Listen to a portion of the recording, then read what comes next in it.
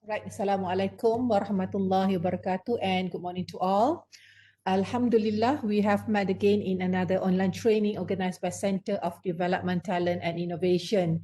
So we have today with us Professor Dr. Abdul Karim Alias from Universiti Sains Malaysia. Then before we start, allow me briefly to read Prof. Karim's biodata. Full name Profesor Dr. Abdul Karim Alias, now memegang jawatan sebagai Pengarah Pusat Pembangunan dan Kecemerlangan Akademik CDAE USM. His specialty ataupun bidang kepakaran adalah Profesor dalam bidang teknologi makanan. And awards that so far been achieved ataupun received by Prof. Karim antaranya Anugerah Akademik Negara bagi Anugerah Pengajaran kategori Sains Tulen tahun 2008. Top 50 Educators in Asia Pacific in 2015. Malaysia's Rising Star 2015 Award. Malaysia Star Award 3 tahun berturut-turut 2016, 2017 dan 2018.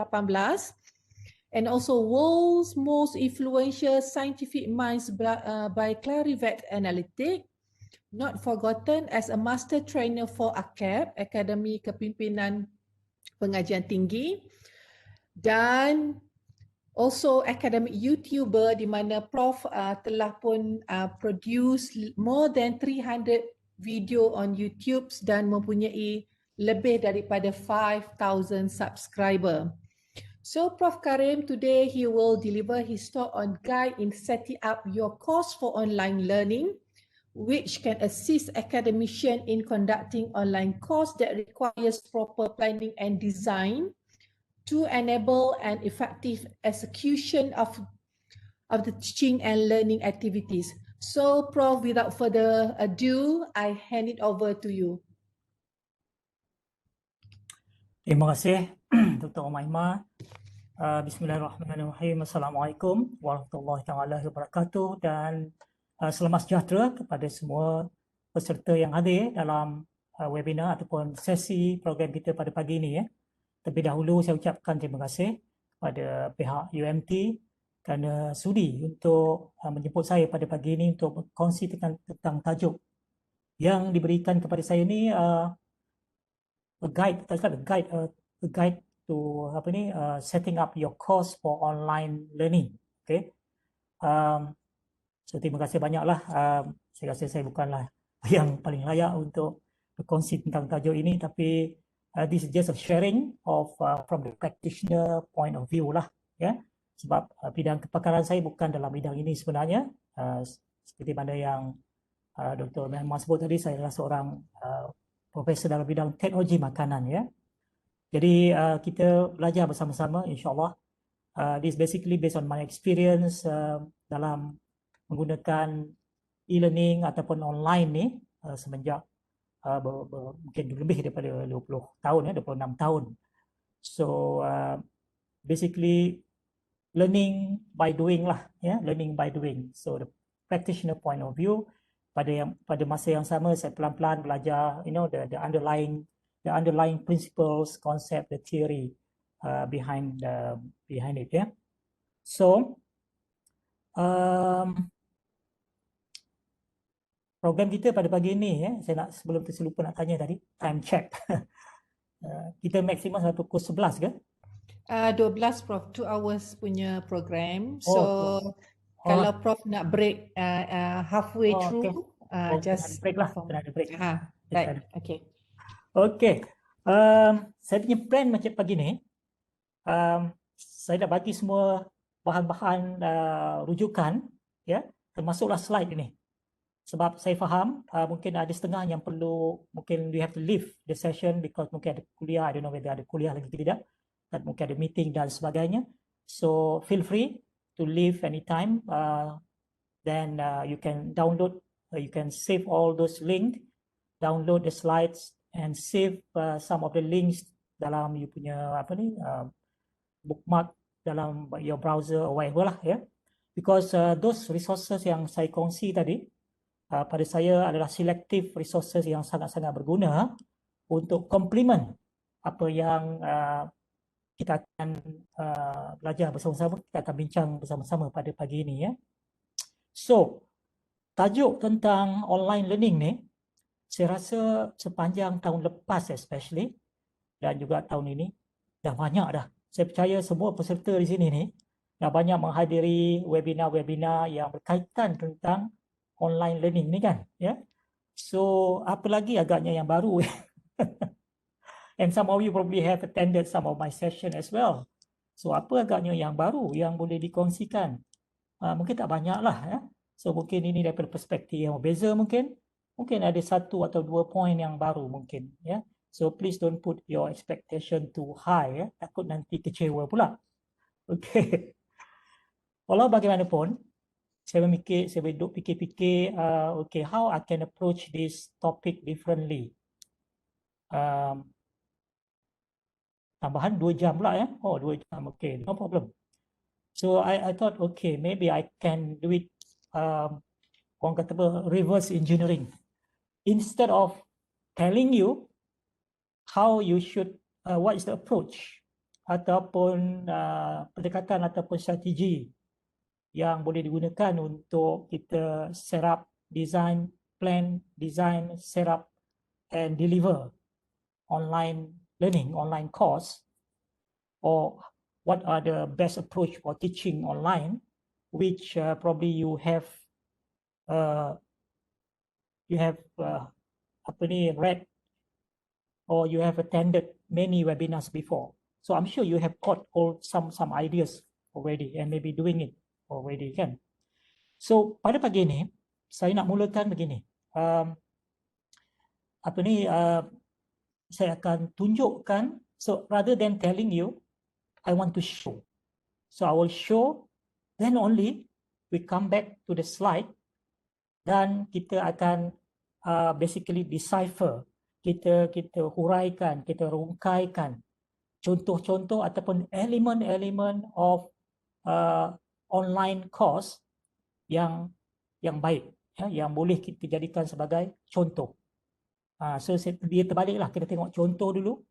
Dan daripada situ baru kita bincangkan, okey, apakah sebenarnya aspek-aspek ataupun elemen-elemen yang elok, yang baik untuk kita masukkan di dalam online course kita apabila kita rancangkan, apabila kita setting up our course. So itu pendekatan yang yang saya nak buat. Sebelum itu, saya nak mulakan dengan sedikit pertanyaan kepada rakan-rakan semua di sini. So tolong gunakan dalam chat box tu. Mudah saja saya nak tanya, apa sebenarnya expectation, your expectation this morning, what you hope to learn from this session, because you have attended probably so many webinars as I mentioned earlier.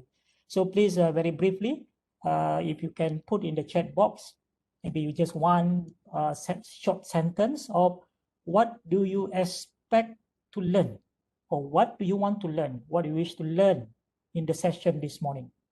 Okay, boleh dalam 1 minit begitu?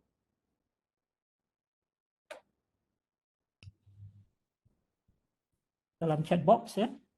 So saya tak ada set up Mentimeter ke apa ni. So kita buat simple je, kita gunakan chat box sebagai ruang untuk kita berinteraksi pada pagi ini.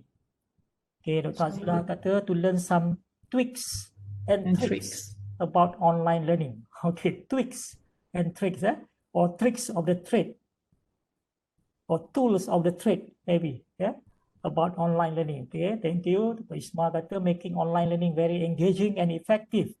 But there are so many webinar already talking about engaging. Oh, by the way, tu besok besok nanti saya share program yang besok kita ada Profesor Zaidatun daripada UTM. That is actually very interesting session as well. Yang saya harap mungkin saya boleh tunjukkan dekat Facebook. Is it the one dalam yang Mapta, Prof? Ya, saya ada share. Ya. So yang ini saya amat galakkanlah kalau semua ada masa besok yang ni ya. Webinar series Designing Online Learning Activities Based on Innovative Pedagogies, Pedagogy and Pedagogy. Okay. So ada YouTube live besok. So ada link yang di situ ya. By the way, saya nak invite since saya dalam apa ni page ni, I want to invite all of you yang belum join this group Aspiring Young Academics ni, silalah join group ini sebab ini group yang saya sangat aktif. Saya berkongsi banyak bahan-bahan yang bagus dan rakan-rakan yang lain juga berkongsi bahan-bahan yang bagus di sini. Event-event yang terkini dan sekarang setiap hari saya berkongsi, saya buat benda ni ya, e-learning tips. Sekarang pagi tadi saya baru post e-learning tips number 24 on timing, frequency and balance feedback. Jadi tuan-tuan dan puan-puan, my dear colleagues, learning never stop ya, learning never stop. So kita perlu meneruskan proses pembelajaran kita untuk meningkatkan kemahiran ilmu kita supaya kita dapat melaksanakan proses pembelajaran online ini secara lebih efektif. Semakin lama semakin efektif. Okay? So please join our Facebook group Aspiring Young Academics ya. Okay. Dari sini Dr. Isma kata okay, making online learning very engaging and effective. Jarina kata useful ideas to apply in my online teaching to improve existing practice. Oh, ni nak kena bagi idea ni. Kalau saya tak bagi idea nanti ni kena buang masa je ni. How to get the student to engage with us during our meetup. Yeah, it's always the issue of engagement saya perasan ya. Dan saya sendiri pun masih struggling lagi ya. Saya belajar lagi macam mana nak dapatkan a very effective engagement. Engaging is very hard, memang betul. Prof, how to conduct proper assessment during online courses? So assessment, I know this is also Very tricky very part. important issues. Dan tahun ini sebenarnya program CDAE kita memang expand on assessment tu. So don't miss ya, mana-mana program nanti bila kita announce, kita telah line up. Saya rasa mungkin dalam 10 atau lebih tajuk-tajuk yang berkaitan dengan online assessment. So Dr. Teddy, yeah? Don't miss, yeah? We will have more on assessment coming up. How to avoid plagiarism or some other online helping website. Good. Plagiarism and copyright coming up very soon. One webinar by our USM lawyer who is actually a PhD in intellectual property. Coming up very soon. Don't miss that, yeah? Plagiarism and copyright. I don't know, maybe March ke? Maybe in March next month. Group ni best tau. Ini apa? Go group Aspiring Young Academic. Okay. Rugi siapa tak join? Yes, my expectation. Mariam, how to ensure an effective online learning? I could see students could not grasp the overall concept like previous students learning face-to-face could. Improve my online teaching that has been practiced. Attract attention from our students. Okay. The expectation, I think a lot of people have very high expectation, and I appreciate that because we want to be more effective online educators, yeah, including myself. That's very good. Now, let's see what we're going to cover this morning. Some of the topic. First, let me just adjust my PowerPoint window. Okay, there are three main things here. First, about learning itself, because whether we talk about face-to-face ataupun online, the bottom line is always understanding learning. So, if you are from education background, I assume you are already expert in it. But for most people, I think even understanding the basic thing, understanding learning itself, especially the adult learning principles, adult learning theory, and so on, even at very basic rudimentary level, they don't have that much knowledge. I think all of us should learn and explore more and understand more about learning so that we can apply those principles and correctly, properly when design our online course or even face-to-face. Then, as far as online setting up, planning, and designing our online learning, we can follow, some established models to design our online course. Probably the most popular, I think the established one is the so-called theoretical framework for effective online learning, which is the Community of Inquiry, yeah, Community of Inquiry or COI. So I'm going to talk about Community of Inquiry. If we understood the three elements, the social presence, teaching presence, and cognitive presence in community of inquiry, I think we cannot go wrong. We cannot go wrong. Any good online course should have these three elements in the community of inquiry: the elements of social presence, the elements of cognitive presence, and the elements of teaching presence. You can't go wrong. But of course, there are many other models. For example, the Gillies-Hellman model is also quite popular, but there are a lot of overlapping there. Okay? And of course, I will be sharing from my perspective, from my experience, from my observation, what are some of the so-called good practices when teaching online. Okay, so now, as I mentioned, what I'm going to do first, rather than going through the slides and telling you, okay, this is how you should approach setting up your online course, which is normally what people do. I want to do it a different way. I will show you examples of some online courses, and then we go through some of the features, the elements, and later on, maybe we try to relate how it relates to the theoretical framework of the community for inquiry. Where is the social presence, the elements of social presence there? Where is the element of cognitive presence there? Where is the elements of teaching presence there in the course? Okay, I think that would make better, would make sense to me lah. Yeah. So the first course that I'm going to show and share with you is this course, Autism Spectrum Disorder: The Story of Hamdi. So I want you to be to also see this course. Let me share the link in the chat box. This is actually our MOOC. Yeah, this is our MOOC, USA MOOC. So that's the. Okay? Then the second course. So let me forgot to talking about the medicine.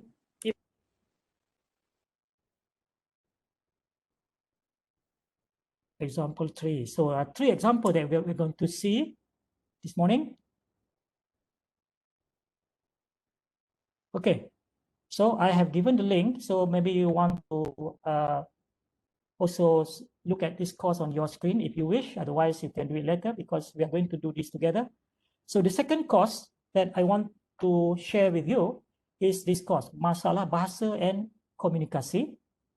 And the third course, and this course already has 8,000 plus students enrolled in the course. Yeah, enrolled in the course, and these are mostly actually nurses. Yeah? Because nurses in Malaysia, in working in the hospital and so on, they have to take a certain CPD point a year, every year, and we are talking about 100,000 plus nurses. So currently we have about 8,000 taking this course to fulfill their CPD. Okay, and I think it is one of the courses, one of the MOOCs that I would say very well designed. Yeah, so let's have a look at how it, what are the features of this, and later on. So I want to give you some ideas of the different ways and the creativity actually. Designing online learning sebenarnya memberi kita satu ruang yang sangat besar untuk kita be very creative. So if we want our students to be creative, first I think we have to demonstrate we as the teacher, as a lecturer, also are creative in the way we design and deliver our course, yeah, and make it very interesting, very engaging, very memorable learning experience. Okay, and so those are the 3 courses I want to show as an example shortly. I will walk you through the courses, and we will try to see what are the different elements in and what are the differences between these 3 courses. Okay, and after the session today, learning doesn't stop here, and I want to recommend to you all to enroll in this MOOC by Open Learning, Design a World-Class Course. This course was designed developed by the instructional designers of Open Learning, and is really excellent, wonderful, fantastic course. So if you want to design your online course with the quality and the elements of so-called world class, meaning that very high quality, take this course, enroll in this course and try to complete this course. But I have to be honest, I have not yet completed the course. Okay, but I know it's good course because I have gone through some. And another one, in the aspect of online learning, good elements of online learning, on the teaching, so-called teaching presence dalam community of inquiry. Remember, social presence, cognitive presence, and teaching presence. In the teaching presence, one of the elements of teaching presence is we, as an instructor, as a lecturer, play the role to facilitate. Okay, so tomorrow, Prof. Zaida will be talking about pedagogy. Pedagogy, which is where everyone in the course, the students and the lecturers, actually involved, participating, and the lecturer, will have multiple roles: as a teacher, as a guidance, someone who give guidance, facilitator, as a coach, as a mentor. So these are the multiple roles of a teacher in online course. So there's already one thing that you have to remember. Can you write down in the chat box? Multiple roles of online the instructor in online as an instructor, as a teacher, as a mentor, as a coach, as a facilitator. Okay, so I want you to write this sentence in the chat box now. In online course, in online environment, the lecturer can play several roles. Okay, so list the roles. As a teacher, to teach. Sometimes we take the role to teach.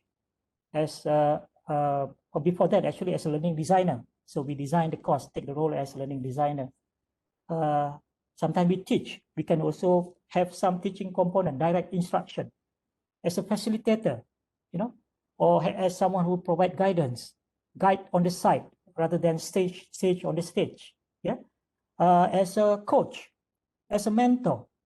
So these are the different roles of we as a lecturer when we design our online course. And one of the important aspects, yes, thank you very much, is a facilitation. So if you want to learn more about facilitating a course, this course is for you. Again, designed by the instructional designer from Open Learning. And I have shared also my own course, which I have shared the link above, facilitating, let me check in the website, engaging online learners. Okay, this is my own MOOC, and I have also shared the link in the slide as well as in the chat box. Okay, so this is another MOOC that probably you want to enroll and explore, because here in this course I talk about the engagement, the activities for learning engagement, or learners engagement, as well as facilitation. How do we do facilitation in online course? Okay, thank you very much. So another thing that when we have online, when in the online environment, in the online learning, remember, you know very well that we have the asynchronous and synchronous session, right? So in the synchronous session, the issue of engagement actually is applicable for synchronous as well as asynchronous. So now we are doing synchronous session here. So I always encourage the students, and in this case, you as a participant, to be an active listener. Okay, to be an active listener. If you are here to learn, be an active listener. Yeah. So by being an active listener, you listen very carefully, and then actively share some of the points in the chat box. So when I join any webinar, I will play that role. That's why, you know, if you join any webinar where I am the participant, you will see me frantically sharing a lot of things in the chat box, including sharing the resources relevant to the point of what the speaker is saying, discussing at that point. So in that way, I engage with the session, I engage with the speaker, I engage with the content, because I actively and consciously engage with the session because I want, because I know I wanted to learn when I attend it because I want to learn. So I really encourage you all to also play this role so that, we can illustrate the point. Okay, so back to this, just so what I'm doing now, I'm just sharing some of the resources that would be very, very helpful and useful for you after the session. And also, I'm sharing with you already in the chat box the link to this one. This is very comprehensive module, very comprehensive module for those who want to embark on micro-credential and design a micro-credential course or program. But the same one here, you can use as a reference. Today we talk about setting up, online for setting up your course for online learning. You can find everything in this module. So that's why I don't want to spend too much time to talk about or to tell you how to set up your course because everything is in this module here. So of course I'll be talking about that, but it will be the second part. Yeah. And another one here, again, I have shared the link in the chat box. Transforming your class into an online course. That's basically what this session this morning is about.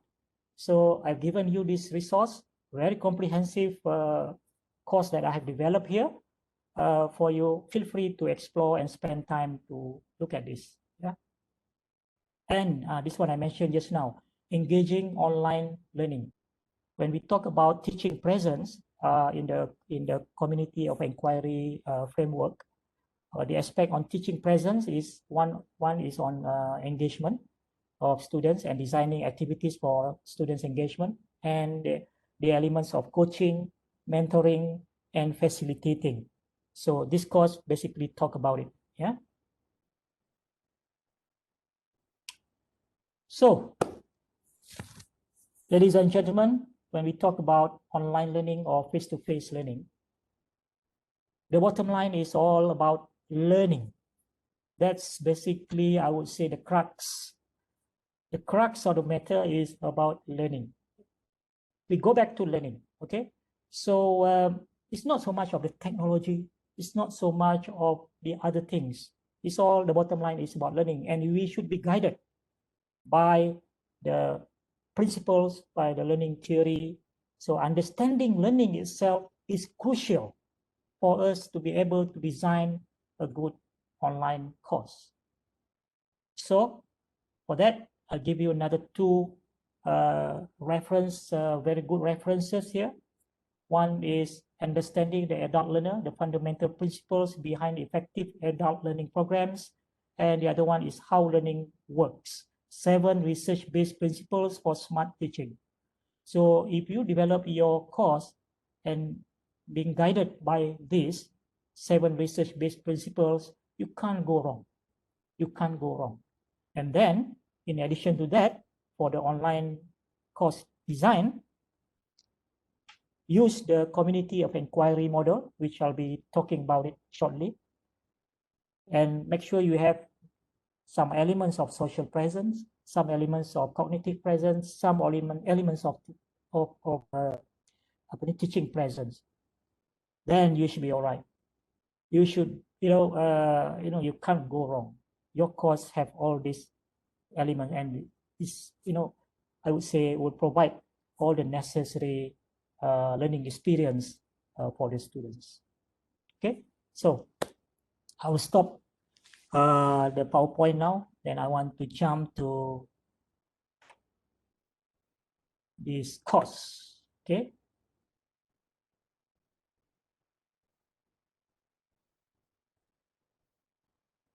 Just give me what to set up.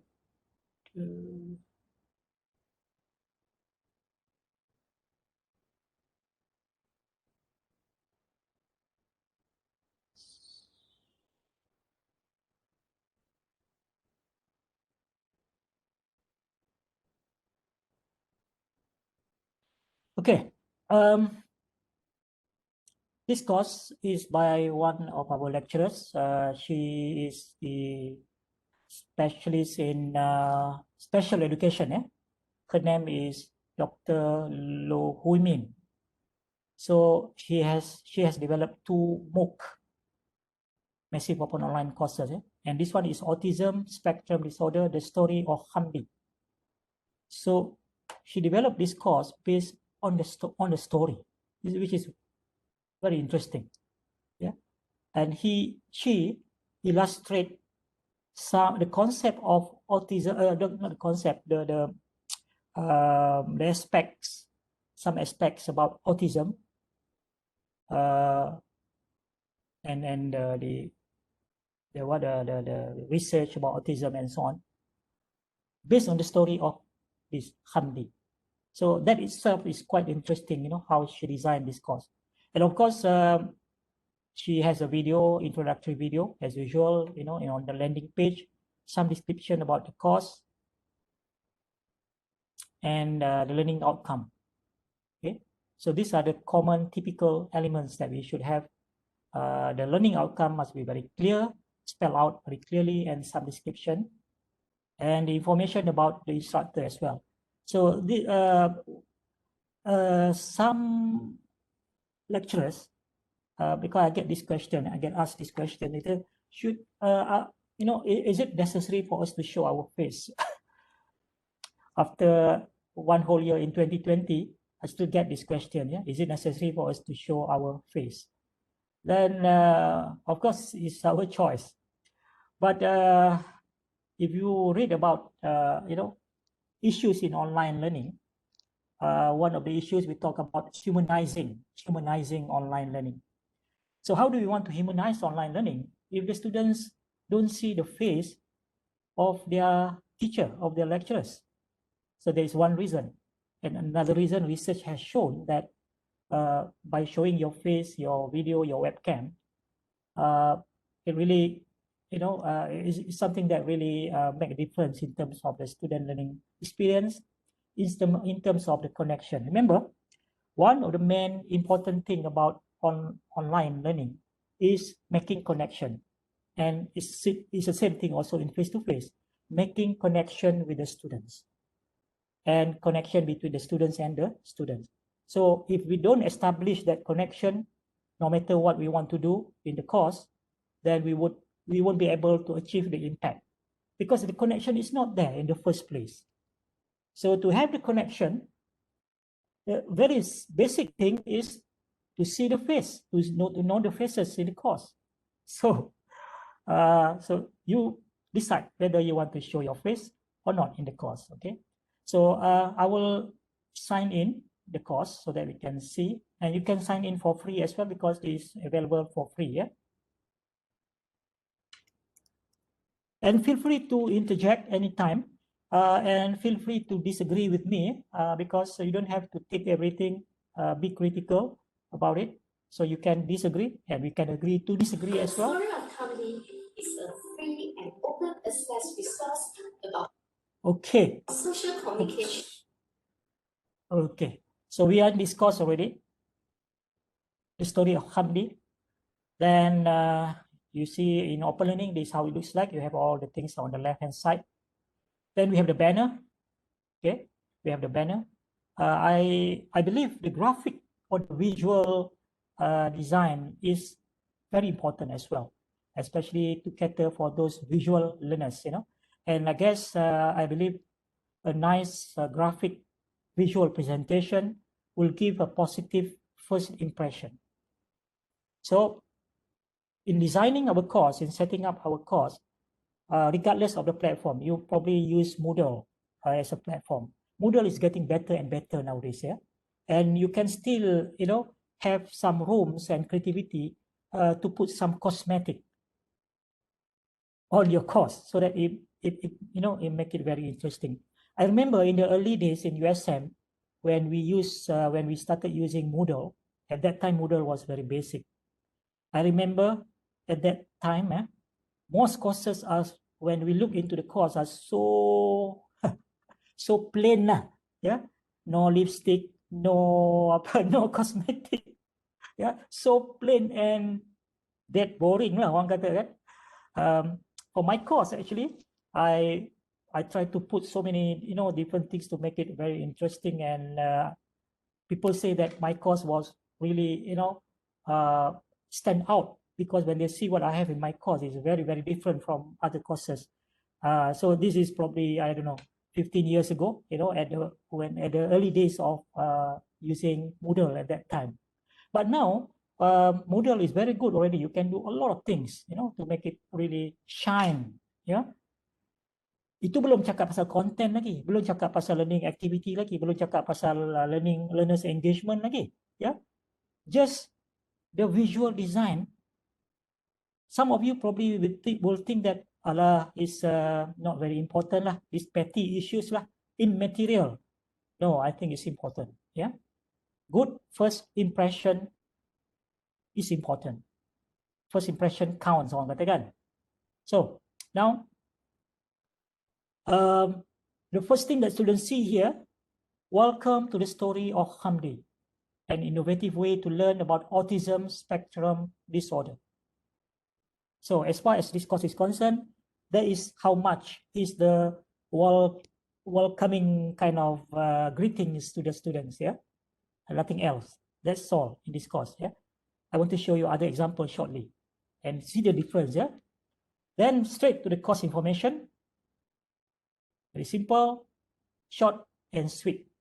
And then a video presentation. So you see right away, I can see the smile of the lecturer here, looking very warm and very friendly.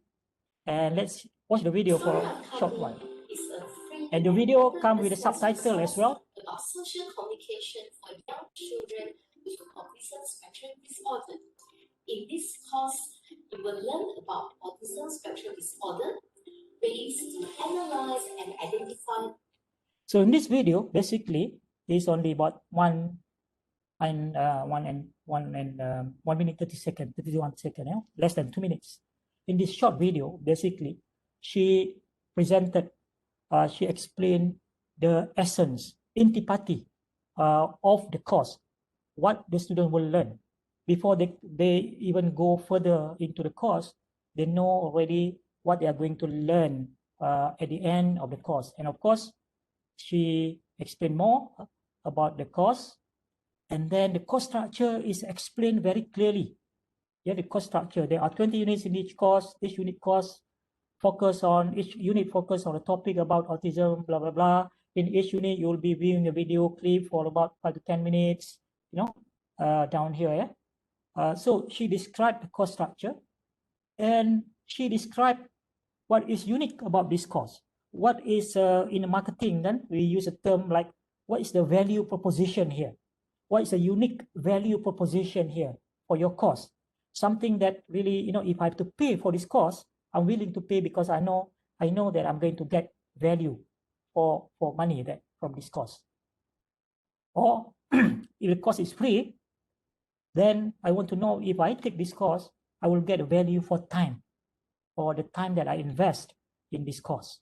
So it's a good idea to me to show or to tell people, to tell the prospective learners what is the unique and innovative aspect of your course. This is a selling point, just like pitching your product, pitching your idea. Yeah. And see, very nicely presented the instructors, the combined force of 5 expertise in this course, and all for free. Okay. Now let's look at okay, we have the announcement. Announcement is good because in Moodle, I think you have that part where you can announce what's the latest things to alert the students with whatever that they need to do and respond. And okay, let's look at the content itself. The content itself is divided into unit, or it could be in Moodle, you can divide into topics or into weeks. Yeah, so it doesn't matter how best you want to design. Is it based on the week or the unit? Yeah, it's quite a comprehensive book, I would say. Take time also to collapse everything. I wish there's a quicker way to collapse everything. Okay, you see there are 20 units in this course, and after 5 units, there is an assessment. And in each unit, you will see there's the material is presented in the form of video. Then there's an activity for that unit. Same thing, unit 2, the material is presented in the form of video, then followed by activity. So after unit 5, there is one assessment for the 5 units that students have gone through. So there's one structure, yeah, and the same thing here, unit 6, 7, 8, 9, 10, assessment 2. Then unit 11, unit 15, assessment 3, unit 16, unit 20, assessment 4. If I want to, let's say, unpack this course and make it as a micro-credential and modular, what I can do here, I can take unit 1 until unit 5 as one module with the assessment. So unit 1, unit 5, assessment 1, that will be one module. Unit 6 until unit 10 with assessment 2 will be second module, and so on. So it can be now modularized if we want to do it. Otherwise, everything together. So in this case, this course, I would say, is very simple. It's presented in a very simple way. The content is, it starts with, okay, what is the learning goal for this unit? Okay, so the student watch the video, then they will continue with the activity. So the video is also very well done. Unit 2. What are the early signs of ASD? Unit 2 is about identifying in the early signs of autism spectrum disorder. Then after the students have completed, they will go to the activity. So this is where the activity part. And this, depending on how you design the activity, the level of engagement. When I say engagement here, it could be the cognitive engagement, it could be the, behavioral engagement. There are many different types of engagement there. So it can be cognitive engagement at a low level of Bloom taxonomy. It can be a cognitive engagement at the high level of Bloom taxonomy. So I hope you can see for this particular course, a simple structure of how this lecturer designed the course. Yeah. Okay. At this point, maybe I can invite any question. Let me check any question in the chat box. Ada soalan? You can unmute the microphone if you want to ask question so far. So far, just a comment from Dr. Isma, menarik storytelling approach. Yeah, can see. Okay, no question, yeah? All right. So this is example number 1, just to give you some idea. Try to remember what we have covered in example 1, because later on, I want to try to relate the different features, the different element in the 3 courses that we're going to see with the framework, theoretical framework of learning, online learning, community of inquiry, especially, yeah? Social elements, social presence, cognitive presence, and teaching presence. The 3 types of presences. All right. So if there's no further question, okay. We have one, Prof. Yeah, okay, there's one. The chat box. Okay. Yeah. From Dr. Isma, pensyarah yang menggunakan storytelling approach tersebut adakah mendapat bantuan dari segi teknikal? And also from Dr. Jarina, does this approach also have session where the lecturer is in session with the learners or completely standalone? Okay. Soalan yang pertama, storytelling approach, adakah mendapat bantuan? Because you can see the video just now, ada drawing and so on, kan? Yes. We in USM CDAE lah, equivalent to your apa ni. So CDAE actually provide some assistance for those who require apa ni, technical assistance for graphic as well as for like a video and so on. So we provide assistance for them. But in this case, although we provide assistance, but in this case, this lecturer is very very apa orang kata, very creative and very independent.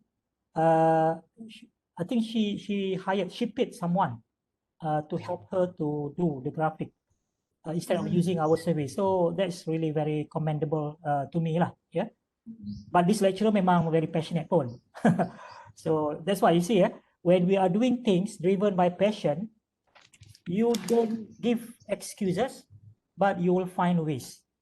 That's how through my observation, 26 years in education, I can differentiate between people who are driven by passion and people who are driven by external motivation. External motivation maksudnya, oh, if I spend a lot of time doing this online thing, what's in it for me? Would it be counted? Ada point for my LPP, SKT, for my promotion? I don't blame them because yes, it's time consuming. Patutnya diberi some form of recognition juga lah. But when we are driven by external motivation, sometimes it's not sustainable. Yeah, and at some point you get basically, you get stuck or you feel so overwhelmed or demotivated, so you will stop. Tapi kalau driven by passion ni, dia sampai satu roadblock, dia akan cari jalan untuk go around the roadblock. Satu halangan, dia akan lompat dan halangan, dia akan cari jalan. This, for my 26 years in USM, I have seen many example of this.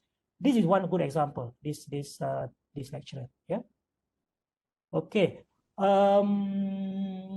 How this approach?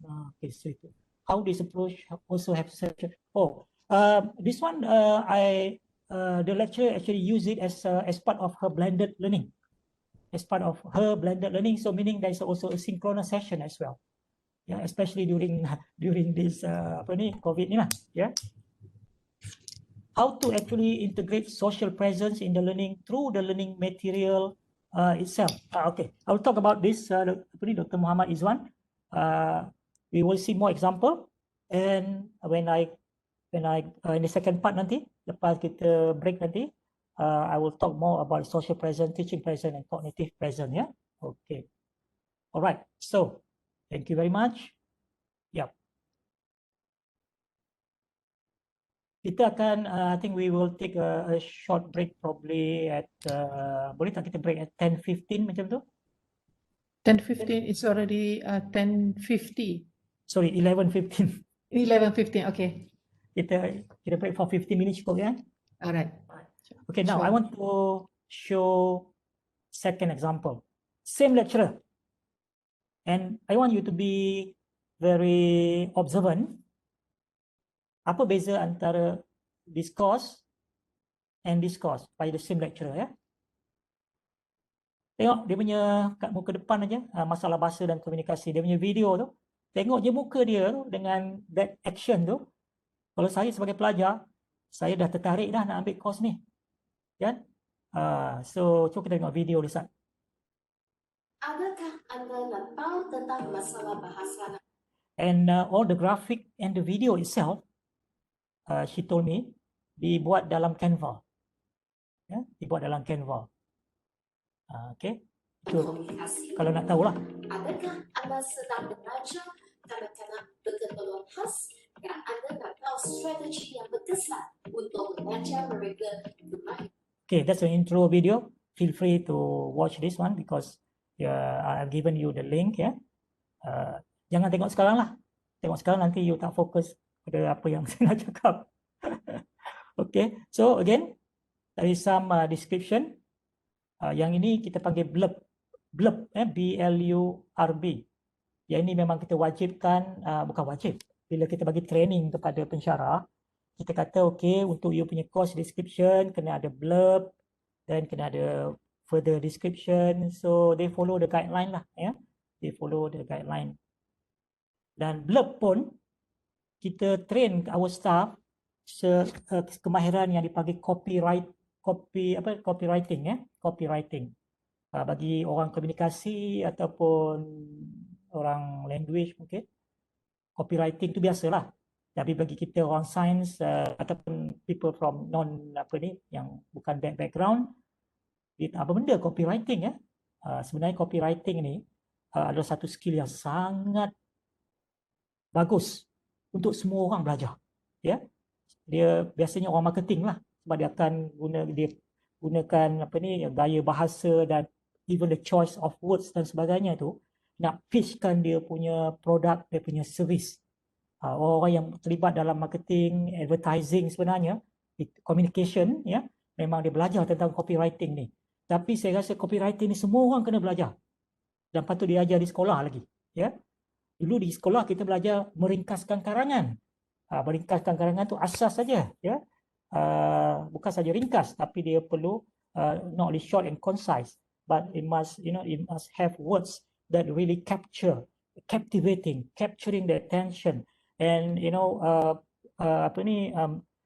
making the value proposition to stand out. What is unique about this course? What is unique about this product? What is unique about this service? Itu dia, ya.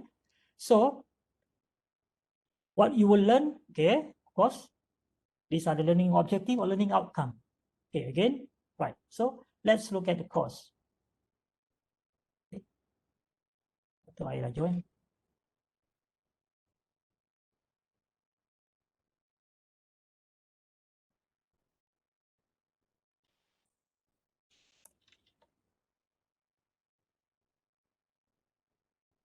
So you are looking at our MOOC platform, ya. Kami menggunakan Open Learning. Adakah Anda nak tahu tentang masalah bahasa? Okay, oops. gunakan Future Learn, ya, Dr. Zahir. Alright, so you're looking at this course now inside Dr. Loh Hui Min, Pusat Pengajian Ilmu Pendidikan, and the banner, yeah. And she made the banner itself. Walaupun kita offer our service, tapi dia buat semua sendiri. Itu satu usaha yang sangat terpuji, ya. Ini dalam bahasa Malaysia, okay. Masalah bahasa dan komunikasi. And these courses are actually untuk autism punya course, ya. Informasi kuliah, okay. Dan ada video introduction. Well done, well designed, bukannya melepaskan batuk di tangga dia punya video, ya. Tujuan kuliah, okey. Kemudian apa dia struktur kuliah? Again, ada 7 topik. Apa dia topik dia? Kemudian setiap topik ada berapa ni? Setiap topik dibagikan kepada 3 set. Dijangka mengambil masa berapa? Jangkaan waktu untuk cover the topik dan sebagainya. The student learning time semua diterangkan dengan jelas kepada pelajar. Kemudian hasil pembelajarannya diterangkan dengan detail di situ. Kemudian ada rujukan pada buku surat yang pada buku depan course ini. Okey, kita lihat dia punya learning activities dia punya content dia, ya. Content dia. Okey, again, in this case dia ada kuliah 1. Kemudian 1.1. Kemudian dalam kuliah 1 ni dia senaraikan dulu topik, ya. Senarai topik yang akan ni, kemudian okey, kena klik ya, saya sudah bersedia. Kemudian go to the next one, ya. Next one is 1.1. So again dia ada video activity, video activity, video activity. Kemudian kemudian dia ada kuliah 2, senarai, video activity dan seterusnya.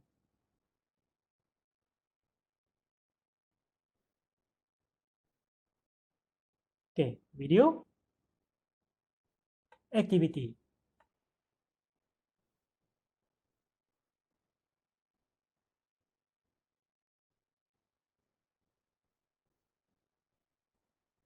Okay.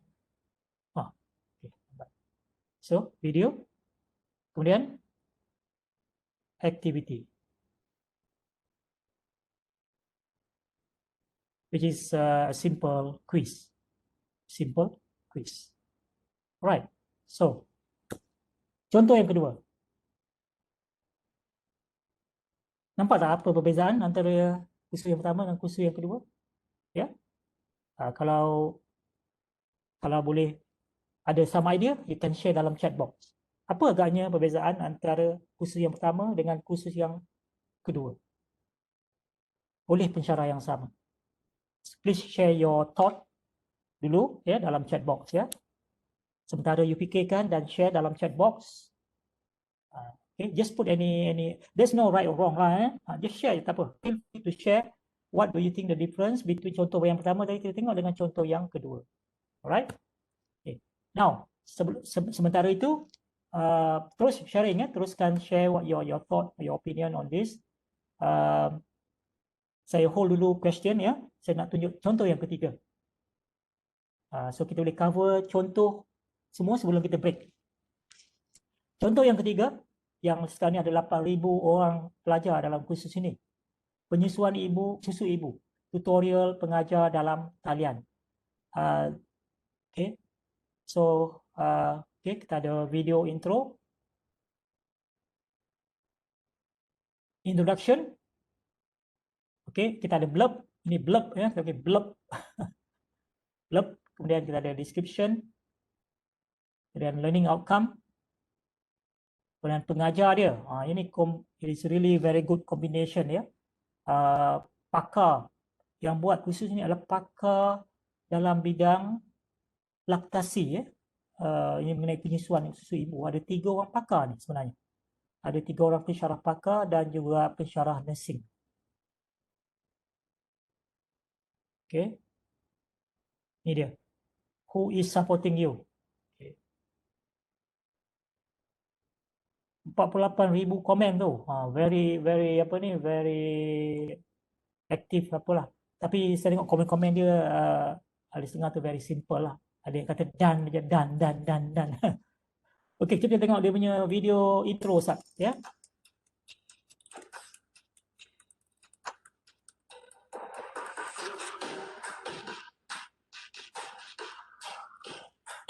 Agak-agak aplikasi apa dia pakai ni? Canva juga ke?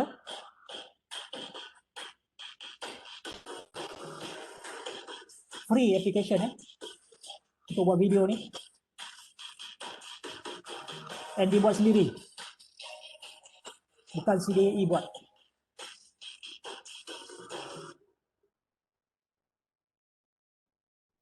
Dibuat sendiri. Aplikasi yang digunakan oleh Puan Nazirah sebenarnya nama dia. Yang ni. Puan Nazirah. Puan Nazirah ni. Dia menggunakan aplikasi Genially. G-E-N-I-A. Tu Omaima. Betul Omaima dah letak tu. Apa ni? G-E-N-I-A-N-I-A-L-L-Y ya. Mungkin someone can share the link to the website ya. Tolong saya. Dia macam tu lah. Biasanya apa ni kalau kita jadi partisipan ni, bila speaker sebut Genially je, saya pun terus cari dia punya website, saya share dia punya link. Jadi saya rasa saya juga memainkan peranan di situ selain daripada speaker. Macam tu baru best kan? Alright. Kalau nak belajar guna Genially, ada sekarang ni ada banyak dah video dekat tutorial dekat YouTube. Dan Puan Nazirah sendiri dah ada buat tutorial ya. So kalau you pergi ke CDAE punya channel cdae.usm.my ya. Dan you boleh ataupun terus ke YouTube. You search CDAE USM, you will see our channel ya. Dan tunjuk teruslah ya. YouTube. Sementara dah ada kat sini, saya terus promote lah channel CDAE. Okay. Ambil kesempatan lah kan. Inilah promote. Okay, ini Center for Development of Academic Excellence. Don't forget to click subscribe and hit the subscribe the loceng. Biasa macam tu lah orang sebut. Okay. So ada tutorial kat mana dia? Dalam ni lah cari nanti. Tutorial lah, gunakan Januari. Ini kot, create a fun experience ni kot. Ada banyak you tengok lah ya. Ada tutorial yang dibuat oleh Puan Nazirah sendiri ya. Dalam tu. So, okay. Sekarang ni saya nak masuk dalam course ini. This course is very interesting, the way she designed the course. So, saya sangat-sangatlah menggalakkan you all semua, selepas ini, carilah masa, explore lah setiap satu unit dalam kursus ini. Okay, 1 jam, cari 1 jam, explore. Kalau if you want to get ideas how to develop your online course, this is one of the good example I would say. Yeah. Okay. So now I'm in the course already. Selamat datang ke kursus penyusuan susu ibu, tutorial pengajar dalam talian. Salam perkenalan. Kami amat berbangga dapat melihat anda menyertai kursus ini. Wah, saya sebagai seorang pelajar baru masuk kursus ini rasa seronok lah. Diraikan begitu. Semoga ilmu dan kemahiran yang diperolehi dapat digunakan untuk diri sendiri dan membantu ibu-ibu. Selamat berkursus ya.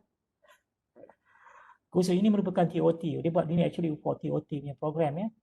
So, kemudian dia tunjukkan polisi kebangsaan penyusuan susu ibu. Okay. Kemudian untuk mengetahui apakah kandungan kursus ini, jangan lupa menonton ni. So, mari kita tonton.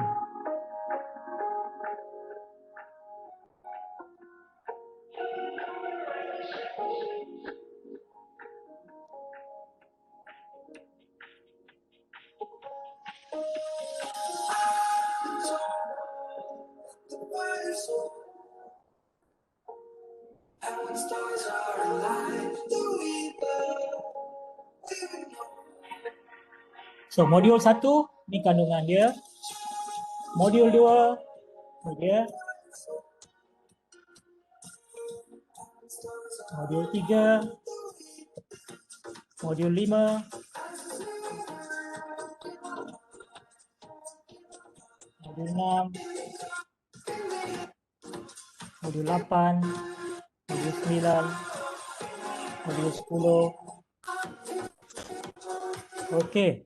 So, kemudian informasi tentang kursus ini. Right. Okay. So, then mari kita tengok modul dan aktiviti. Di sebelah kiri ada muka hadapan. Sekarang kita tengok muka hadapan. Modul dan aktiviti. Tugasan kursus. Kit penyusuan kit pendidikan penyusuan. Siap ada penafian. Disclaimer pun ada. Ya. Dan okey, ada maklum malas, tempat untuk student bagi maklum malas, feedback. Okay. Cuba kita tengok modul dan aktiviti. So dia ada berapa modul di sini? Ya. 11 modul tadi kita silap.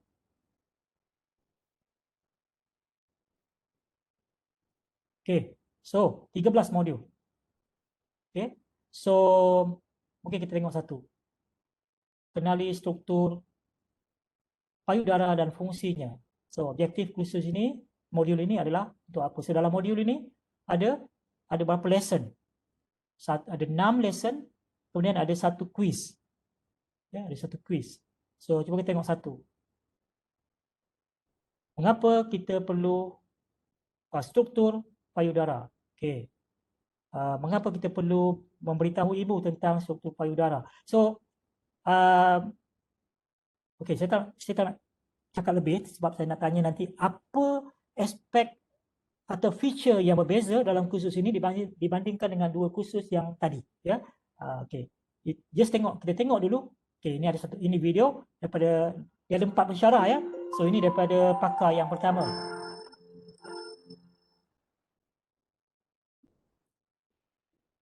Struktur payudara. Pengajar perlu menerangkan bahagian utama dalam payudara dan fungsinya. Payudara terdapat susu, alveola iaitu bahagian berikan kita, susu alveoli berfungsi untuk membantu tisu dan lemak yang berfungsi saiz dan bentuk payudara. Okay, so content is presented in the form of video about 2.5 minutes, less than 3 minutes. Kemudian ada bahan sokongan pembelajaran tambahan yang boleh di-download. Kemudian ada quiz, bukan quiz, activity, learning activity based on the picture above untuk labelkan gambar tersebut. Okay, right. Then dia boleh go to the next lesson. Okay.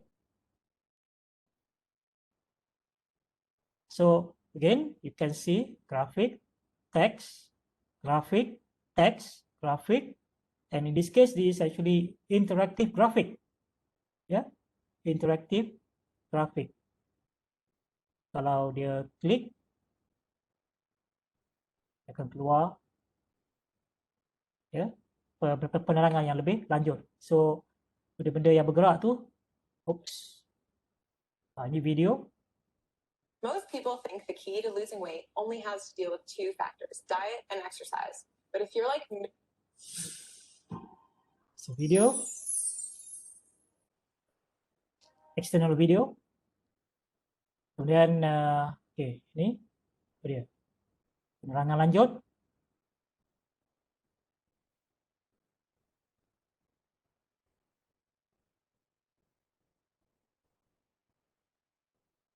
So this is what we call interactive graphic.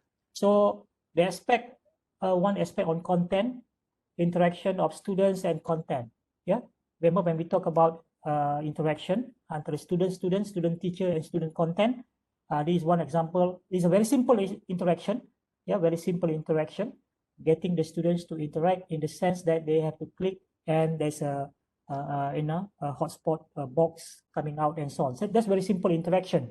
There are several type of interaction between student and content that taking them deeper and deeper into the content. This one is very simple. Click and something pop up. Yeah. Okay.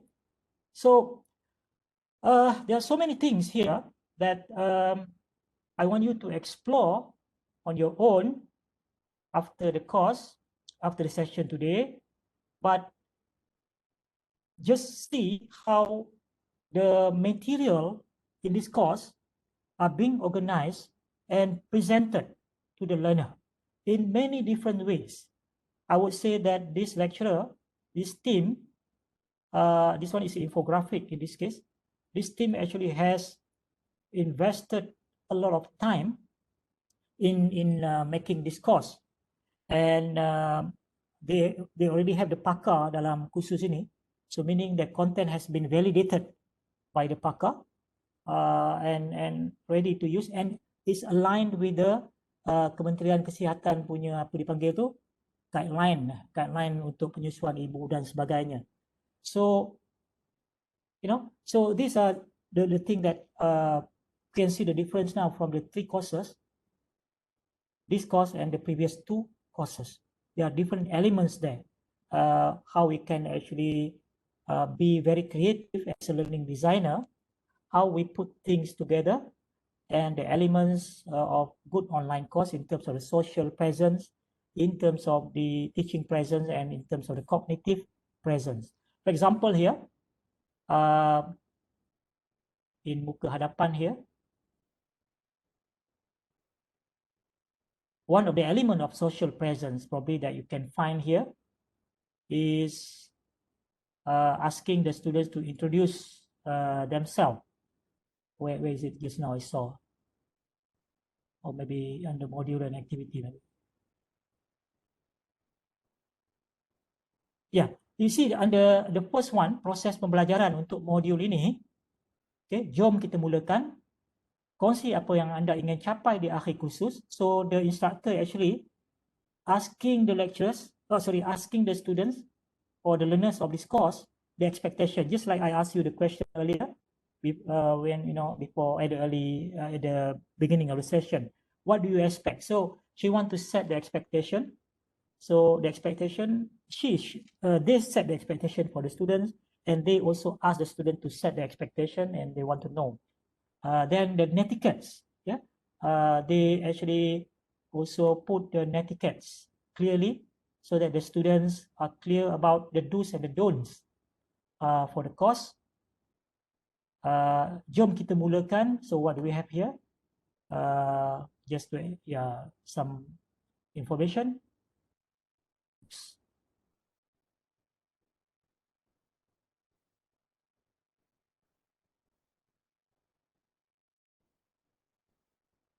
Aku janji. Wah, saya ada aku janji. Ya, aku janji persediaan untuk mengajar, asas pendidikan penyesuaian, kenali fasilitator anda. Kenali fasilitator anda pun ada di sini ya. Properly done. Okay. But I'm not sure there is no place where students will introduce themselves. Which to me, there is one part already. This part actually addressing the issue of the elements of social presence. Yeah. To show who are their teachers, who are their instructors. Yeah? but we should also provide the opportunity for the students to introduce themselves. Yeah, one good example is in this course, design a world-class course. If I join the course, I will join the course actually.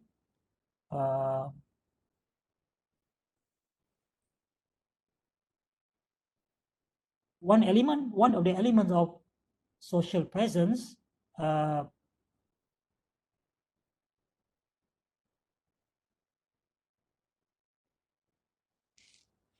is at the very beginning, when the students join the course, is to get the students to introduce themselves. See, like this one, yeah. Say hello and play, and there are many different ways of doing ice breaking and introduction online. Yeah, this one the instructor actually designed it in such a way that the students will play a game. Where in the world are you? And these are the instructions of what they need to do. So you see here, if you scroll down long enough, you will find my own introduction in this course. Okay, but this one is already very long. You can scroll down. So this is one way. One of the elements of social learning, a social presence, is where the students start with introducing themselves, so that students get to know each other and start to have that connection to happen. Yeah, which is very, very important. Connecting and the connection of students, so that they can form a so-called a community of learners. Okay? A community of learners. Community meaning people know each other. People know the name. People know more than just the name. So that when we group them to work in the group, they feel very comfortable because they already know each other. So that is one of the elements of social presence in community of inquiry, and there are many ways of doing it. My course, for example, if you look at my course, Engaging Online Learners here,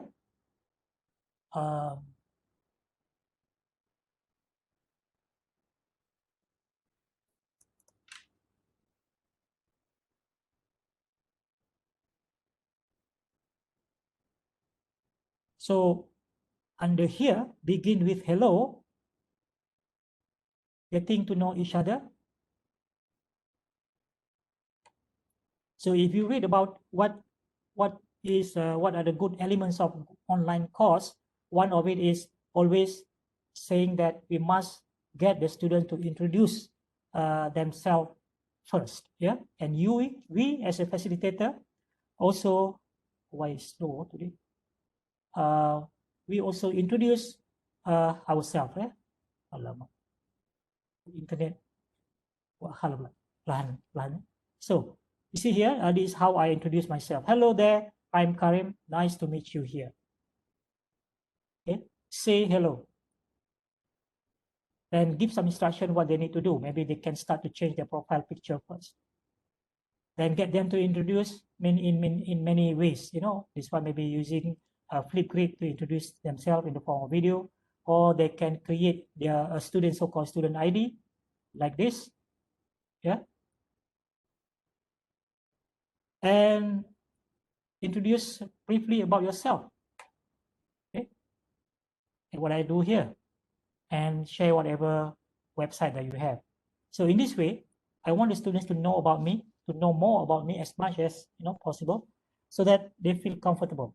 They feel comfortable. They know about the teacher. They know the teacher is also a human being. So that's part of the humanizing part of online learning. Alright. Okay. Sebelum saya teruskan, saya nampak ada satu soalan dalam chat box daripada Dr. Wan Iriani. Dr. Wan Iriani, panjang. So, lompat lah dia. Okay. Kalau you all boleh check dalam chat box tu, daripada Dr. Wan Iriani, adakah suatu praktis di USM, adakah sesuatu modul atau kursus tersebut akan dipegang oleh pensyarah ataupun sekumpulan pensyarah yang sama untuk jangka masa yang panjang, ataupun mereka diberi kursus yang baru setiap 2 tahun.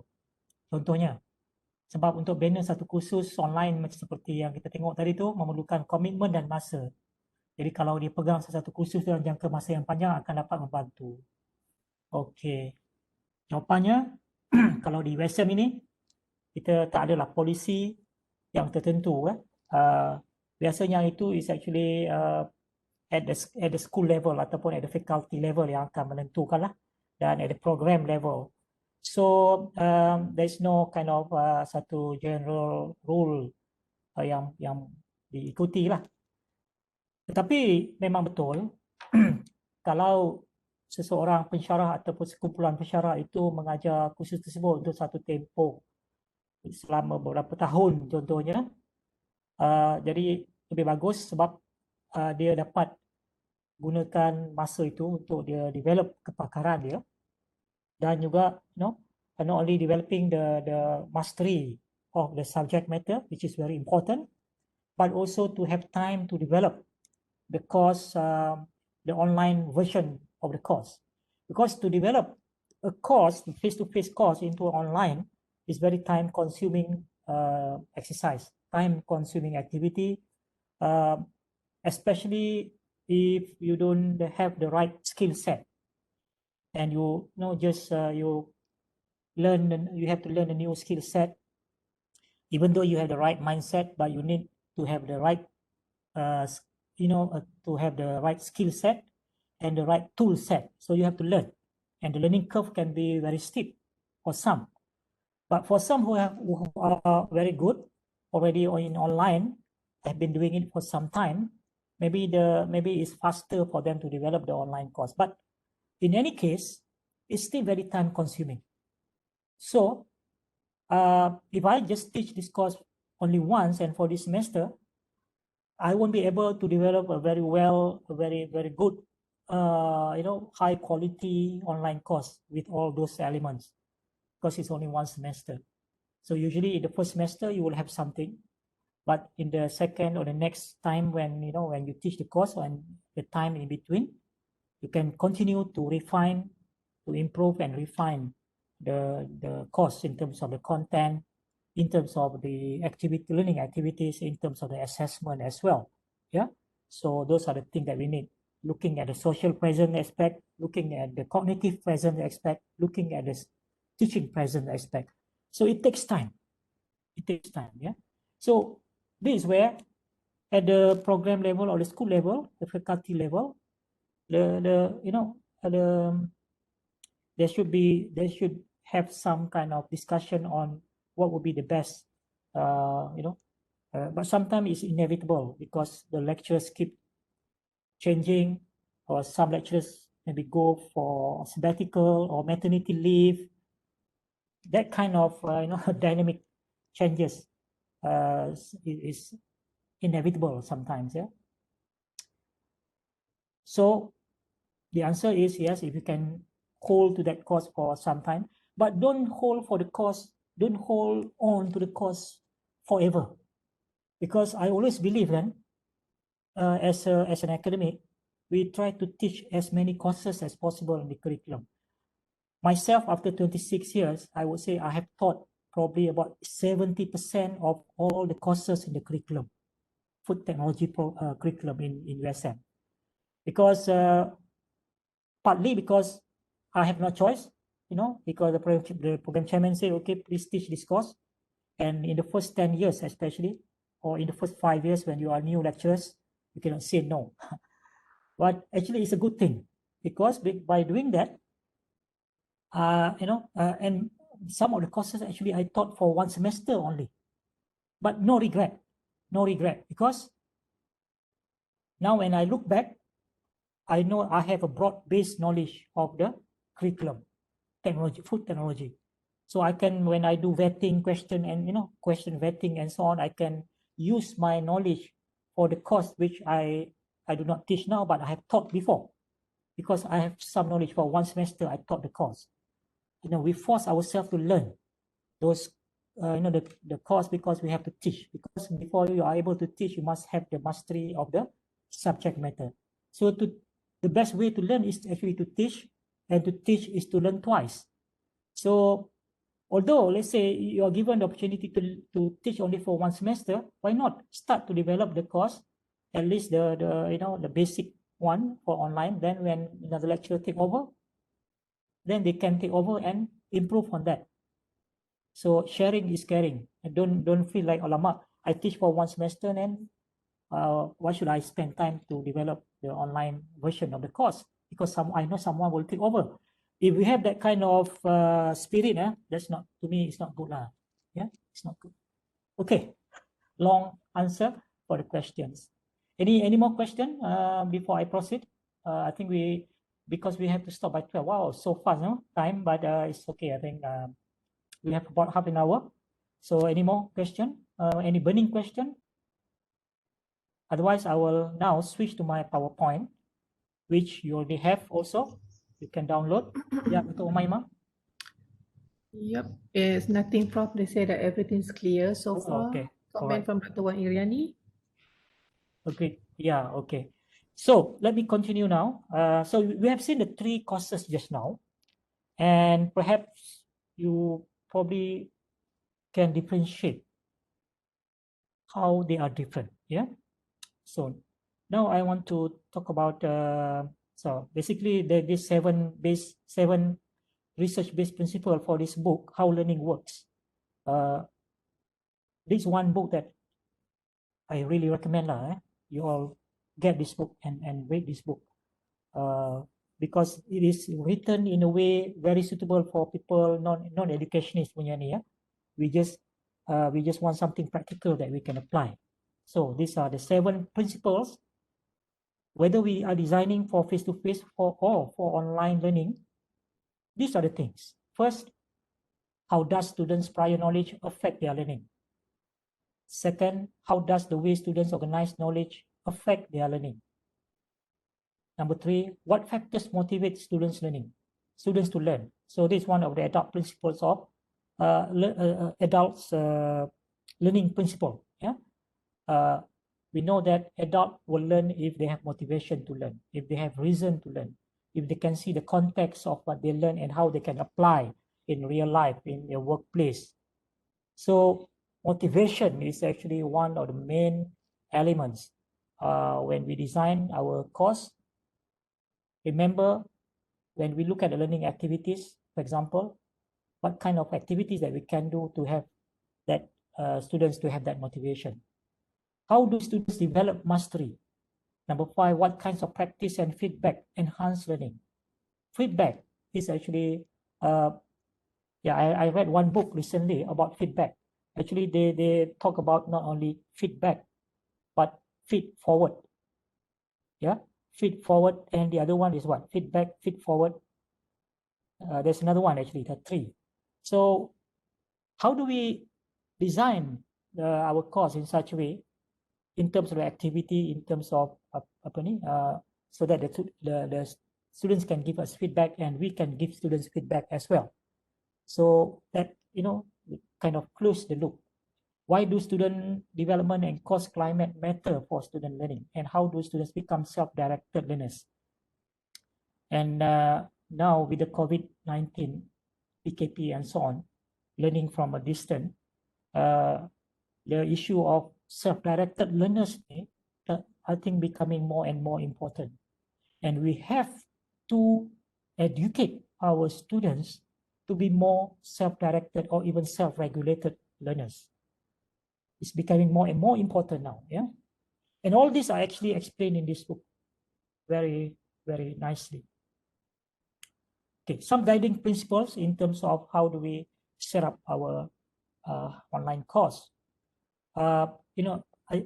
Principle number 7 in this book is about how do students become self-directed learners. I think this, as I mentioned earlier, we as the so-called course designer or learning designer should understand this, so that when we design our learning activities, there are some activities that would really develop the capacity and also the skill for students to be self-directed learners.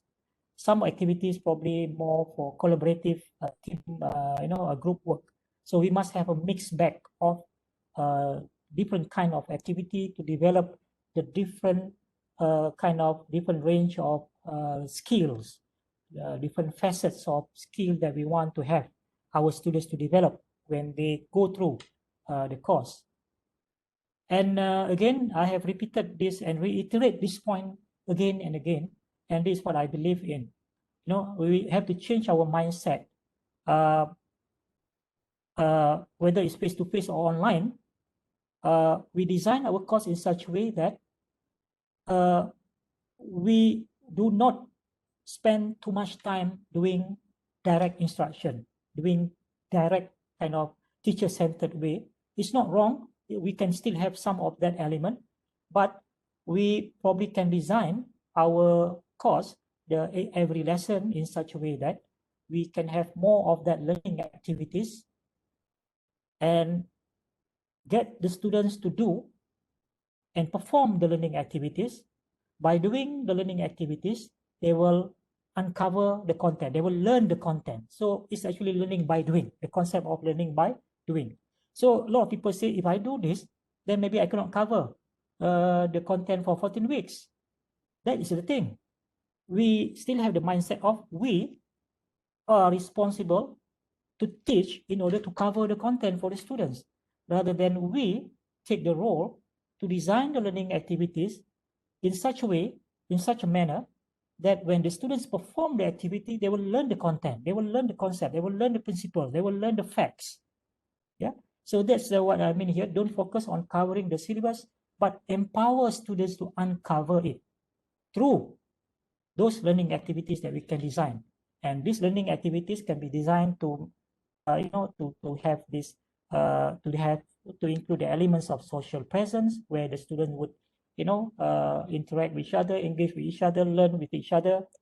They can teach each other, they can learn from each other, they can collaborate, and so on. Cognitive presence, we can design the learning activities at different level of Bloom taxonomy. Okay. Then assessment. I would probably suggest, because we have assessment of learning, assessment for learning, assessment as learning. I would suggest that if, as much as possible, we design our assessment in such a way so that we can assess the students' achievement or performance. But we design the assessment, when the students do the assessment, they also learn.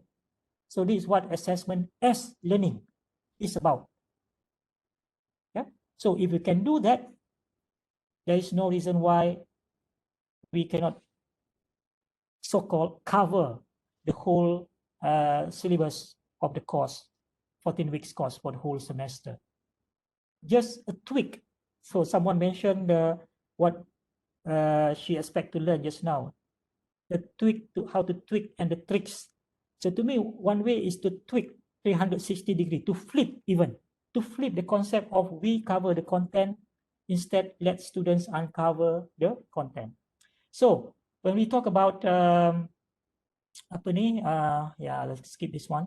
Maybe we need, when we design our online course now, don't bring that mindset of face-to-face into online, but maybe we have to rethink the strategy of how we design our online course. Still the same learning outcome in terms of the learning outcome, but the way we kind of structure and deliver is different to suit the environment of online. Yeah. But at all the time, remember, try to avoid cognitive overload. And skip this part. Now, there is one thing, the takeaway from this session today.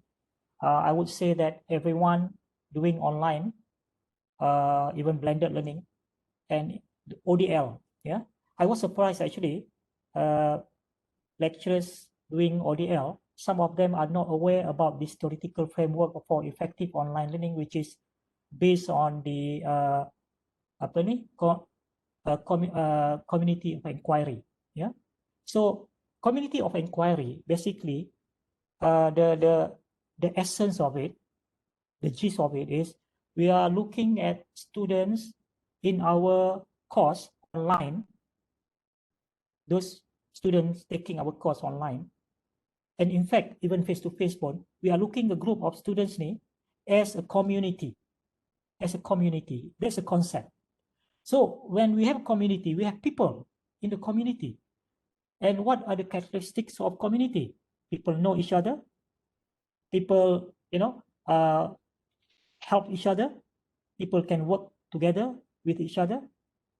And sometimes in the community, especially if the community is big, we probably have smaller groups of people having or sharing the same interest, working together for the same, to achieve the same objective. So we can have a small groups in the community. That's a concept. When we design our online course, we can use this model, so-called inquiry, community of inquiry. I think if you study this one and learn how we can, design and bring that elements into our course. So there are three main things here in the community of inquiry: social presence, cognitive presence, and teaching presence. And by the way,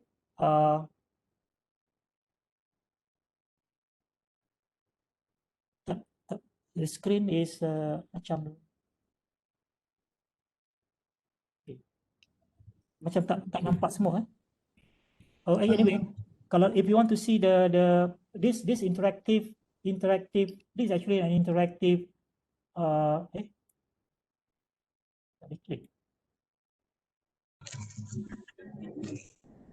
Kenapa? Oh no, this is picture, not interactive graphic. By the way, you can find this graphic dalam course ini ya, dalam my course ini, engaging online learners ni. Topic 4 in this course, in this module, which I've given the link already, and the model of learners engagement, you can click lesson number 2, and you'll find the same diagram there. And this is the interactive diagram. Yeah, this is an interactive diagram. So when you click, you can find. Again, this is using Genially. Yeah, free. Yeah, free. So you can do all this kind of apa ni, you can embed macam-macam. Banyak information dalam interactive graphic ni, tapi dia embedded. Yeah, okay. So I don't have much time to talk about it, but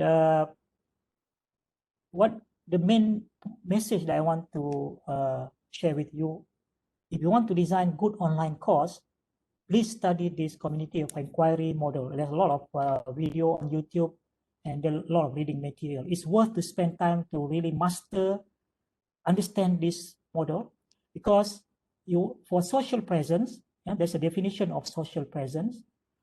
Basically, you are looking at engagement with the participant, connection with the participant. So you want to have learning activities or activities that you want to design so that you have the elements of social presence there. Then there's a cognitive presence. Actually, a lot of the learning outcome for our course is actually the content that you want the students to learn throughout the semester or throughout the whole course or the module. Yeah. So how do we design our content in such a way that in the form of learning activities, it could be problem-based, it could be scenario-based, it could be a small reading activity. A lot of things we can do. We can design in terms of learning activities that would engage students cognitively. Yeah, and the same thing for teaching presence as well. In teaching presence, we talk about the role, of the teacher or the instructor as a facilitator, as a mentor, as a coach, as a guide, even as a teacher, direct teaching, direct instruction. Yeah. So social presence, cognitive presence, and teaching presence can be designed and integrate seamlessly, a very important word there, into our course. But what kind of activities, what kind of learning activities, including assessment as well, that we can design? These are the things, okay? That could be 1 day or even 2 days workshop on that alone. But I would give you, a reference here. Should be under overview of the framework. Yeah, this book. Yeah, this book you can download. adding some tech variety. Yeah, this book you can download because it's free and it's written by the professor on ODL or in e-learning, Curtis Mong, tech variety. And this is a very comprehensive book that I strongly recommend you to download. Yeah, adding some tech variety, 100 plus activities for motivating and retaining learners online. So 100 pages, not 100 pages, what 300 pages? Wow, yeah. So you will see they have 100 plus activities listed and explain how to do it. And all these activities actually, you can choose some for the social presence, some for the cognitive presence, some for the teaching presence. Out of these 100 plus activities, you can choose maybe a subset of it to be, that is suitable in the context of your own course, because different courses probably have a different way of, kind of designing the learning activities. So the rest of the slide is basically explaining about the social presence, cognitive presence, and this is Gilly Salmon's 5-stage model, yeah, which complement the community of inquiry model. If not much, you find time to study about community of inquiry and Gilly Salmon 5-stage model, you'll be all right. Yeah, you will start to learn how, to design all these elements into your online course. You can't go wrong. Yeah, you can't go wrong. So basically the rest is okay, very fast. When we talk about setting up our online course, of course, we have to spend a lot of time in planning. Okay, systematic and meticulous planning. That's a key word. Initially, if you just if you teach a new course, and then at the same time you want to develop the online course, memang perlukan, a lot of time initially. So need time for systematic and meticulous planning. This example of my course on Schoology punya platform, yeah. So I have course information, weekly lesson plan, topics, pre-lesson activity, learning resources, assignment, test, quizzes, rubrics, everything here. Same thing you can do in Moodle platform or in other platform that you use, but this one is in Schoology. I like using Schoology. Previously, I used Edmodo, and of course, I use Moodle at the same time. But in Schoology, I can make, when we talk about systematic planning, you can see this one example of, how we organize things. And that is also part of a so-called teaching presence. Teaching presence dalam community of inquiry is about how you design the whole thing to make it very organized, very systematic, so that when the students come in, they don't get lost, especially for new students. Remember, if you're offering this online to the course for the public, you always get new students, and they are of different background, different, ability.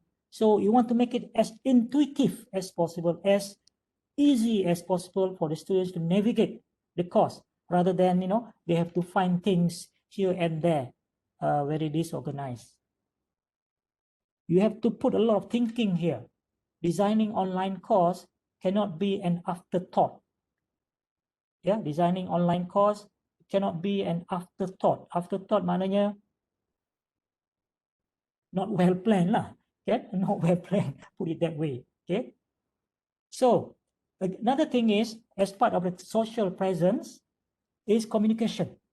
So communication. Communicate your expectation clearly, and get the students to also communicate their expectation. Macam yang Puan Nazirah buat dalam course tadi, they ask the student, okay, what's your expectation? So that, we want to have our expectation and the students' expectation to converge, rather than diverge, kan? Yeah. And welcoming, this is so part of the social presence, how you welcome the students and how you set your expectation. I have a long text. I have the inclination sometimes to write long, yeah? But I just want to make it clear.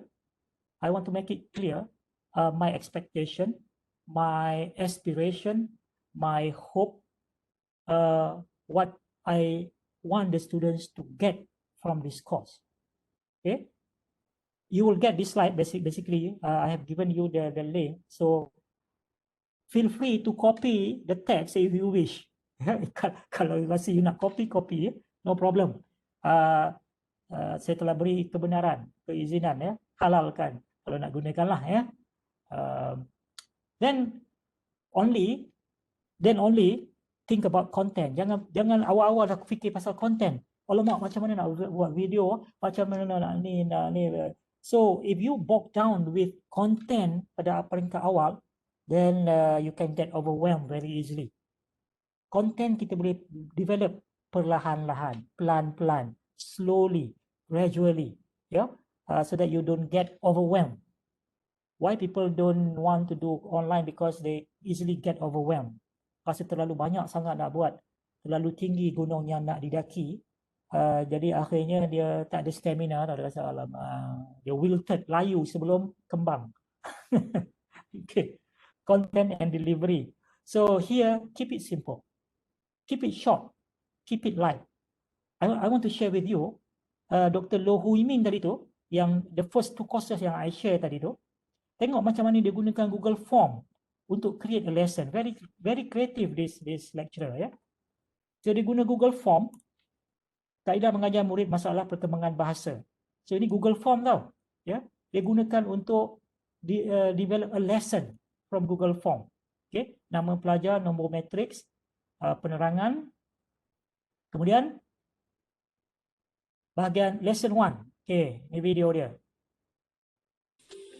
Okay, then menonton video ini kemudian jalankan aktiviti 1. So ini aktiviti 1. Di bawah video tadi ada aktiviti. Kemudian ini dia, student beri jawapan. Kemudian lesson 2, video lagi. Kemudian buat aktiviti. Kemudian lesson 3, buat aktiviti. Ini dia minta maklum balas pula. Okay, habis, submit. So, as simple as this. Yeah. So, in terms of content and delivery, keep it simple, keep it short, keep it light. KISS. Yeah. Yeah, easier than a puzzle, ya. So itu yang kata dalam online ni kan, kita ada banyak ruang dan peluang to be creative. Inilah masanya kita nak unleash kita punya creativity. Okay, and in the process have fun. Jangan rasa tertekan, ya. Kita nak rasa seronok. Bila ada again I reiterate, I have this, apa ni orang kata, this point yang I selalu ulang-ulang lah. I kata do something driven by your passion, yeah? So establish your virtual presence. Ini part of the social presence dalam community of inquiry tadi. Macam mana yang nak establish your virtual presence? Be there, yeah? Ini asynchronous, is asynchronous. You can actually have your virtual presence there. You don't have to do it every day. You can go like 1 hour every 2 days, 1 hour a day, so that the student can see you. You are, at least they can see you are there, you are responding, so they appreciate. They would appreciate your presence there. Yes, good reading. At least pendek macam tu pun jadilah. Okay. Of course, better if you can do it more meaningfully. Yeah. Pay attention to learner engagement and motivation. Of course, this is one when I ask you, what we expect to learn. I know this is one of the main part. Another one is assessment. Yep, pay attention to learner engagement and motivation. And this is where the community of inquiry tadi very important. And then another book, if you really want to know or want to get more ideas, selain daripada buku tadi, tech variety tadi, student engagement technique. Yeah, I only recommend the book that I really find very useful for me. Yeah, apapun. Basically, there's something called double helix model of student engagement. active learning and motivation. If you have these two intertwined, these two are intertwined. You cannot separate active learning and motivation as an independent thing. They are intertwined. You must have these two things together. Yeah, because motivation in the course is actually the way how you design it so that you can turn on motivation to those students yang in the unmotivated state. Eric Johnson said there is no such thing as an unmotivated student, but there are, however, students in unmotivated state, meaning that motivation is actually on or off, just like a light switch. Switch on, switch off. So when students in the unmotivated state, it's our role to turn the motivation state on so that students are motivated. Yeah. So the elements of active learning environment, I think I don't have time to elaborate this one, but this you can read more on this one. The elements of active learning, if you have this design into your course, then you will address the issue of motivation. Create a supportive online course community. This is where the community of inquiry tadi, the elements of social presence and teaching presence, these two. Example, how I do it in my class. Yeah. So I have my Schoology. I have also the same course. I have also the Facebook page. So when the students, when I give them activity, I will see who will be the first and who will do the best work in that activity. Kemudian I bagi recognition. So this is what we call instant gratification, and students really love it. So this is how I do it. I take time to do a short video. This I think about 10-second video. I think you can see on the Facebook. If you go to Facebook, find the Science of Food Ingredients, you can see how I interact with the students there. And then you can see how other students are also come in and give motivation, support to their fellow students. So this create a very vibrant community in your course, and students feel appreciated. Students feel appreciated. This is another example here. But I have to invest my time here to do all these things. I take time to design this graphic and write there, Brian Lim, student of the month. Buatlah student of the month ke student of the week ke. Congratulations and kudos to Brian for consistently being very active student in IMK 221 and always give his best in his work. Continue to show your dedication. Dan kawan-kawan kata, oh, congrats Brian, congrats Brian. So what we are doing here, what I'm doing here is basically, I want to promote the sense of, I appreciate the students for their effort. The sense of the students, the camaraderie spirit and so on. Jadi dia menyeronokkan, wujudkan keadaan yang menyeronokkan. Chunk the lesson, bite-sized learning. So use synchronous and asynchronous activities, learning activities. You can have learning activities for synchronous and learning. Synchronous design learning activities for small group and individual, and use this so-called model 70-20-10 of active learning, meaning that 1 hour session, 70% should be engaging students in learning activities. 20% closure means this is where you can do your normal teaching, and maybe you can do closure and debriefing, and discuss what the student have done in the learning activities just now. And 10% for reflection. Allow the student to do reflection using 1-minute paper or whatever. In my case, I asked the student to tweet the summary of their lesson using Twitter. Yeah, I trained them to write short and concise, 280 characters. So you give them a lot of skill. Yeah. So I guess the rest in my course, I have grouping. So I give them activities to do in the groups. So engage them in the group, part of the social presence as well, peer teaching and so on. Prepare discussion posts that invite responses, question, discussion, and reflection. Some example, design some learning activities for cognitive engagement. Yeah. There are so many things that we can do here. So finally, so really 12. Take home points. Be a learner first. What I mean here, if you want to teach online, you only qualify to teach online if you have been learners or students of online courses. So if you have not done that, I think I would advise you, ambil lah, enroll in those courses that I have recommended just now, or as many online courses as possible in different platforms, because you want to be a student first and to see from the student's perspective, from the student side, and see how other teachers or lecturers design their own course, pick up ideas from there. So I put in the chat box just now, during the break, try to enroll in, look at as many online courses as possible, even enroll as a student, so that we can understand the perspective of the student. Then we have the empathy. Then only we have the empathy when we design our course. Empathy is very important, yeah? Empathy, empathy, empathy. Teach your students to be self-directed learners. Be mindful of cognitive overload, because, well, I am guilty of that as well, because I have the tendency to give a lot of things. In fact, you will see in this workshop, I give you a lot of things. So I preach cognitive overload, but I am also guilty of doing cognitive overload as well. I'm still learning. Rethink your instructional strategy, keep it simple, keeping learners' interest using appropriate tools of technology, connect, engage, inspire, balance the synchronous and asynchronous session, and finally, don't stop learning.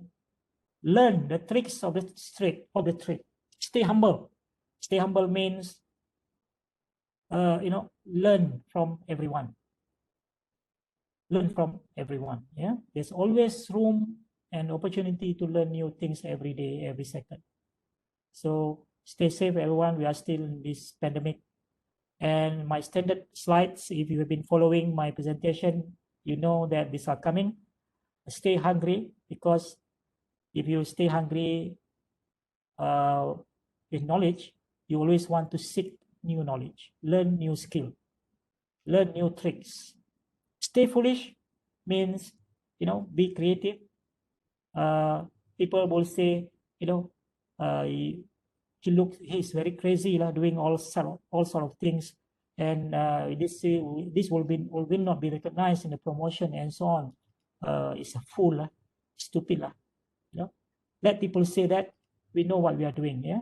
Then finally, stay strong, because really, if you want to be a good educator, you need a lot of sacrifice, a lot of energy, a lot of stamina. Pace yourself. Don't get burnt out too soon, too early. So this is one slide I want to take a picture.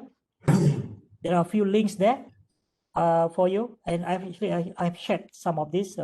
Some of it I don't share in the chat box. So please take this as further reference for you. Download the PowerPoint, and you can use the PowerPoint as you wish. Yeah, I give you the permission to use and share with as many people as possible. So with that, thank you very much. So if you have any question, maybe I can answer some of the questions. Right, so thank you very much, Prof. Karim. Is there any question from participant? Maybe one or two. Last question. Someone said, better to be full. Jatuh Jarina kata, better to be full sometimes than all the time. Jangan bodoh sombong, betul-betul ya. Jangan bodoh sombong. Jangan sombong, jangan bangga dengan ilmu yang kita ada. Ia hanyalah setitis yang daripada air yang ada di lautan, ya. Yeah. Trying to look at question. Setitis air di lautan. Ya, kan umpamanya ilmu yang kita ada ni, kalau kita pergi ke tepi laut, kita celupkan jari kita ke dalam air laut, yang ada di jari kita itulah ilmu yang kita ada di dunia ini, yang ada di air dalam lautan itulah ilmu Allah, ya. So begitu besarnya sekali, jadi janganlah kita sombong dengan ilmu yang kita ada, tak sebagaimana, ya. Okay, we have one from Dr. Rosliza. How do you utilize students' reflection, Prof? Oh, the student reflection is basically, as you know, student reflection we can use to see, for example, the gaps in what they know and what they the knowledge that they have. Sometimes from reflection we can detect misconception as well. So that's why to me reflection is very important to gauge their understanding and to see whether there are still gaps, and most importantly whether they have misconception. Misconception is the most dangerous thing. Yeah. So if you want to see how my students reflect, you just go to Twitter. Yeah. If you are on Twitter and you just search the hashtag IMK221 in the chat box. Yeah. So I use Twitter for student reflection. Yeah. And I would encourage you all also to use Twitter, because why? 1 hour session macam hari ni, ya. Kalau kita nak buat exercise boleh juga. Kalau you all nak pretend you tweet dalam chat box tu, not more than 200 characters. What have you learned from this session? Kalau nak lah, kalau siapa yang rajin tu boleh buat reflection daripada sesi kita pada hari ini. Seolah-olah you tweet not more than 200 characters. And you know what? The students find it very, very useful because they learn how to articulate what they have learned in a short and concise manner. And imagine I have 65 students in my course this semester. One tweet from each student, so the student will have 65 tweets and 65 points summary of 1 hour session. Very powerful. Okay, I have a question here. It is interesting point to inspire students to uncover syllabus. From your experience, is there any unique characteristic students should have that can enable them to uncover syllabus? Oh yes, in order for them to do all these learning activities, one is the being able to be self-directed learners is one, and be able to learn how to learn.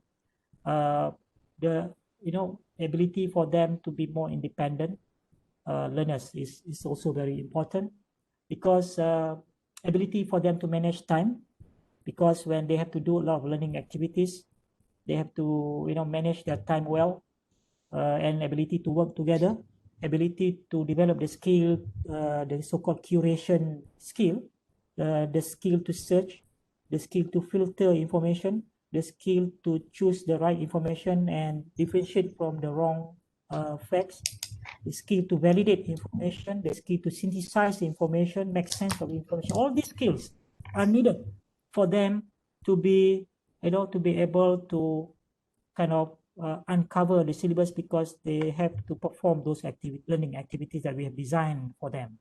Yeah. All right. So how many participants we have? Let me check. Before this, throughout the session, we have about 131 participants, Prof. I can see now. Yeah. Sorry. So right. Tak banyak soalan ya? I would say that no more question from the chat box. Yeah, I don't see any more. So I hope everyone have got the points. And I managed to convey the main points here, and I hope you all can explore further those references and links and resources that I've shared here. Yep. All right. And before we pen off, I can take home few things from Prof. Karim's talk this morning. To ensure our students be creative, we have to make sure that we ourselves as a teacher, we need to design and show to the students. It's one of the example.